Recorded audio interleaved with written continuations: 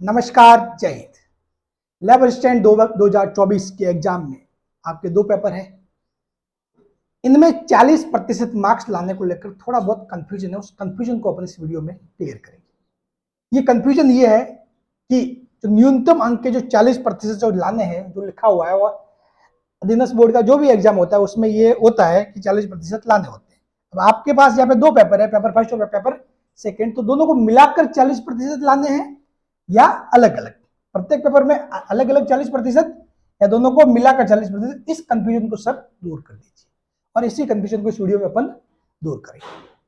ठीक, प्रयोगशाला सहायक 2024 के बारे में बात हो रही है और इस कंफ्यूजन को आज अपन करने जा रहे हैं क्लियर कि एक्चुअली में आपको अलग अलग 40% लाना है या फिर मिला के 40% लाना है। पहले तो देख लेते हैं ये कंफ्यूजन हुआ क्यों हुआ। इसलिए है कि जो अपने अधीनस्थ बोर्ड का नोटिफिकेशन आया, तो 2022 वाला जो आपके सामने है सिलेबस का, ठीक है, उसके अंदर लाइन लिखी हुई, दूसरी लाइन देखोगे तो परीक्षा में न्यूनतम उत्तीर्णांक 40% निर्धारित है, इससे कम अंक प्राप्त करने वाले अभ्यर्थी नियुक्ति के लिए पात्र नहीं होंगे। नियुक्ति के लिए पात्र नहीं होंगे।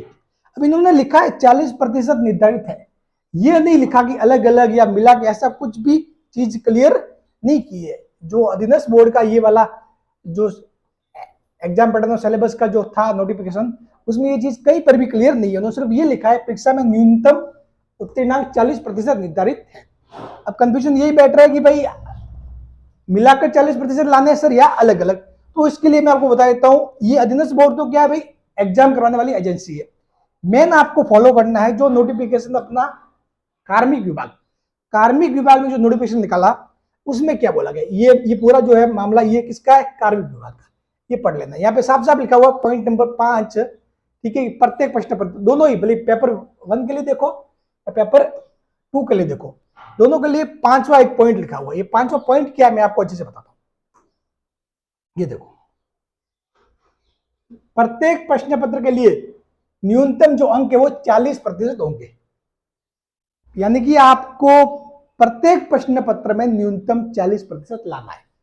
प्रत्येक प्रश्न पत्र के लिए न्यूनतम 40% अंक होंगे, ठीक है। साथ ही आपके अनुसूचित जातियों और अनुसूचित जनजातियों के लिए के अभ्यर्थियों के लिए 5% की छूट आपको मिल जाएगी, ठीक है। जो SC ST है उनको 5% की छूट यहां पर मिल जाएगी, यानी कि उनको लाने हैं 35%, उनको लाने हैं 35%। बाकी यहां से एक बात क्लियर होगी कि आपको पेपर 1 और पेपर 2 आपको ये मान के चलना है कि भाई 5% छूट को अगर छोड़ दो ST वालों के लिए बात को लेकर, तो आपको प्रत्येक प्रश्न पत्र में 40% लाना है। बात क्लियर? इस बात का ध्यान रखना, कोई कंफ्यूजन आपके माइंड में नहीं रहना चाहिए।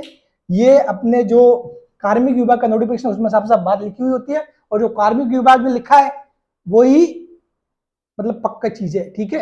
हाँ, क्योंकि अधीनस्थ बोर्ड तो उसी को देखकर चीजें छापता है, और हो सकता है इसमें कोई मिस्टेक हो तो बाद में वो चेंज भी कर देगी, अरे यार हाँ उसके हिसाब से था और ये बाय मिस्टेक ऐसा लिख दिया गया था, ठीक है। इसलिए चीजें यही सही है, जो कार्मिक विभाग फिक्स करता है वो चीजें फिक्स और फाइनल होती है, ठीक है ना। तो आपको प्रत्येक पेपर में अलग अलग 40% लाना है, यानी कि जो जीके वाला पेपर है वो भी आपके लिए इंपॉर्टेंट है, ठीक है, और ये सेकंड पेपर वो भी आपके लिए इंपॉर्टेंट। लेकिन इतना तो है, देखो आप अगर सिलेक्शन लोगे ना तो 40% यानी कि 80 से 160 मार्क्स, तो आज सिलेक्शन के लिए तो आपको टारगेट मैंने कहा 200 से 300 के आसपास चीजें लेके चलनी है, तो इतना तो लाना ही है, ठीक है। फिर भी चलो एक पॉइंट था, एक मुद्दा था कि सर अलग अलग लाने हैं या साथ में लाने हैं, तो ये क्लियर हो गया, आपको अलग अलग 40% लाने हैं। क्लियर? जिसको भी डाउट था उसके साथ वीडियो को शेयर जरूर कर देना, और चैनल पे नए हैं तो इसको सब्सक्राइब भी जरूर करना, हमसे जुड़ जाना, ताकि लैब असिस्टेंट के रिगार्डिंग हर छोटा बड़ा डाउट, और उसके अलावा फिजिक्स केमिस्ट्री मैं करवा रहा हूँ, बायोलॉजी मंजानी सर करवा रहे हैं, तो सब कुछ चीजें आपके मस्त हो रही है। यहाँ पे फ्री में चीजें भी हो रही है, कोर्स भी कंप्लीट हो रहा है। बात क्लियर?